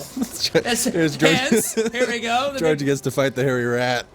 You know, This is a rat leftover from one of the early versions of the script, and Bob Kurtzman actually designed this mechanical rat. And I didn't know if we were going to use it. We were running out of time, and we'd have to add an extra day of shooting to get the rat sequence. And I said, all right, let's try out the rat. So they had to do a test for me and show me how the rat would look. And it looked really great. I mean, the full body shot like that is just Right. really no computer graphics. You know, it's all old school mechanical clay and making a monster out of rubber again. Yeah. It's kind of neat because I always told Miramax look, you gotta if you want to read the real reviews that count on this movie, wait for a couple months after the movie's released and read the letter page in Fangoria. All right, and then 2 issues ago, from the point that we were doing this thing, right. All the letters came in and all the fans really loved the film. How funny. And then this issue, there's this big letter in Fangoria where this guy is saying he doesn't like all the morph effects. Right, I've seen too many morph effects. I hate morph but effects. the rat sequence is the best sequence in the movie. That's old school, People appreciate that because you got a couple of guys operating the thing, trying to make it look real, and you're wetting it down, and it's all just mechanical, built by hand. It's it's old, the Howling school, of how to do it. Yeah. But it really is just sweat, balls and sweat, making that stuff. That whole thing with a shotgun through Fred Williamson was something I wanted to add to just give more action to it. I wanted Harvey just to be a badass, just do cool things and give him cool stuff to do before he checks out here. And this is cool. This plays great. This whole fun, little Harvey changes. Harvey changes, and Harvey was really getting into being a monster. When he saw the makeup that he Fred looks Williamson had, looks like the fucking devil. He said, "I want some horns." So we had horns coming out of his face. We wouldn't give him the devil horns on top of his head, but he has horns protruding out of his face, and he was into the idea of getting makeup put on. He'd never done that before. He wanted the worst makeup than anybody. I'm telling you, 100%. As proud as I've ever been on anything I've ever done, and as proud as anything I'll ever do, is the way we kill the people in this movie. Yeah. And I gotta tell you, all right, the fact that we killed the fact the father bites the kid in the neck, all right, that took more balls than it took for Steven Spielberg to make Schindler's List, all right? Am I right? All right, in Hollywood movie terms, in mainstream movie terms, look at this. This is great. This is great. Kid is getting munched. I mean, they're not even trying to suck his blood. They're eating him alive. They're eating the child actor alive. All right? That you don't see that every day at the movies, all right? That doesn't happen in Camp Nowhere. That doesn't happen in Cable Guy. Nobody in Twister, they don't eat the child alive in Twister, all right? Oh, man. In Jaws, they don't even eat children, okay? That's so funny. No, he didn't just get killed. He got munched. Worse than any of them. Worse than any of them. Please, Kate, kill me. They're eating me alive. She's like, I don't know if I should. What do you mean you don't know if you should? What the fuck are you doing? Shoot me. Oh, that was just... I don't know if we'd get away with any of that. For some reason, the MPA must have thought it was funny, too. I did have to trim some frames of him blowing up. He blew up and you saw too many arm and leg flying around. But still, as it is, the slow motion of the long stream of mucus blood. Here's me doing creeper cam to get some of these stuff. This is just, we had to shoot this scene really quickly. But George and George wanted to get slimed up. Right. We really wanted him to be completely fucked up by the time he gets outside. And that stuff's just really sticky and nasty, but he loved it. He kept pouring more on him, so he didn't care about continuity. And I'm like that too. Continuity, schmonity. Yeah, exactly. Let's just get you, doused, This is great. All these Wookiees, just multiplying the amount of Wookiees that we had. There's there's 4 or 5 of them in each shot. Right. The same 4 or 5. We just keep moving them around. And here comes Carlos, again played by... Now, the way that Cheech ended up playing 3 roles in this wasn't like this master plan on our part. You had actually even cast another actor We'd already for the cast border a border guard. guard, and we were thinking about maybe Eric Estrada for We were Carlos really into the here. idea of Eric Estrada as Carlos. Yeah, you know, he's coming from TV and George coming from TV. I'm the two old TV, now movie actors, facing off. We thought it'd be fun to hear his voice behind the door and think, well, that sounds like Eric Estrada. And then exactly, and then there it is. But it He's got blown Carlos. into- He's the guy we've been going for. But it got all blown to hell when we did our read-through. Yeah, when you're doing the rehearsal, we do a read-through with the whole cast there. Well, not Just the whole kinda- cast, well, yeah, just the main cast. And just sitting around a table having a good time, So there was only, 6 of us? Yeah. Harvey, Cheech, George, Juliet, you. Fred was there, Ernie, Tom. Fred and Tom were there, okay. And so when you'd come up to a character like Carlos who wasn't there, you would just hand a character off to different actors. So Cheech read for the border guard, because there was no border guard actor there, and for Carlos, and he would do them all in a different voice. And didn't really register till like the next day, after thinking overnight, that I came up with an idea, and you and Cheech came up with the idea that, man, he should play all 3 parts, because he basically is the devil. Well, we talked about it. We talked about it, like Cheech said, that it would be kind of neat if he played all 3 parts. Right. And then we brought it up to Cheech, and Cheech goes, I didn't want to say anything because I thought it would be like this bragging asshole, but I was sure thinking how good that would be, So that would really make it attractive for me to be. I'll do all 3. But he was doing the Kevin Costner Tin Cup movie right at this time. Right. And it was like we didn't know if we'd be able to get him for all 3. Right. And you need him to all 3 or he shouldn't do 2. Right. He needs to do 3 because it's kind of cool that every time you see Cheech, he kind of whether one way or another, he gets them on another length of their journey to hell. Which is, in our mind, was El Rey, which El is something Rey. that was always in the script, and that you based on Jim Thompson's The Getaway, the last chapter that no one ever films for some reason. Right, which is like, you can make a whole movie on the last chapter. I mean, when I heard they were doing a remake of The Getaway, I was like, oh, great, finally they're going to El Rey. They're going to go to El Rey, which is what the whole book's about. Because then you read the book The Getaway, you read the whole book, and you're like, wow, this is one of the best crime books I've ever read. Then you read the last chapter when they get to where they're going, and that last chapter makes it one of the best books you've ever read. And then the remake just remakes the old one where they don't go to El Rey again. I go, well, what's the point? You know? El Rey is this sort of like this hole in the wall, place where people on the run go to, but it's actually it's even worse than hell. It's worse than any place you could be, coming from. Right. And it's existence. Right. Because once you're there, you're there. Right, you can't leave. You only got the money that you stole to get in. And then That's you can't. it. Once you run out of money, what happens? They start cannibalizing. Yeah, it's like, once you're there, you're kind of there, and you only have that money you have to live on, and then once you've spent it all, then you have to just still exist there. Right. And then when people end up cannibalizing each other, and it literally plays you read this Bunwellian hell that they literally go to hell. That's what I really liked a form about of hell on earth. It's almost like George knows he's going there. We added Right. that little bit of dialogue when he asked Kate right here, well, you know what El Rey is, you know where you're going. 'Cause she wants to go with him, and he didn't want to take her. One, the Right. money will go out sooner. Yeah, exactly. And 2, yeah. he wouldn't take her to hell. Right. That suitcase there represents all he's got, and he's going there with. And maybe him and Richie in El Rey could have worked something out about it. Right. Because it was more like, he's going to hell, but Richie belongs in hell. Right. He can find peace. Richie can find peace in that place. He can't be in these other places, but he can be there. Right. That was that. But now it's all for naught now. So now he's going alone. That's why Cheech here says, Seth, it's time to go. Time to go. Takes him, and they go, and Kate's the only one left, really. Mm-hmm. Seth, Now, in the original script, some company? not the original, the rewrite of the script.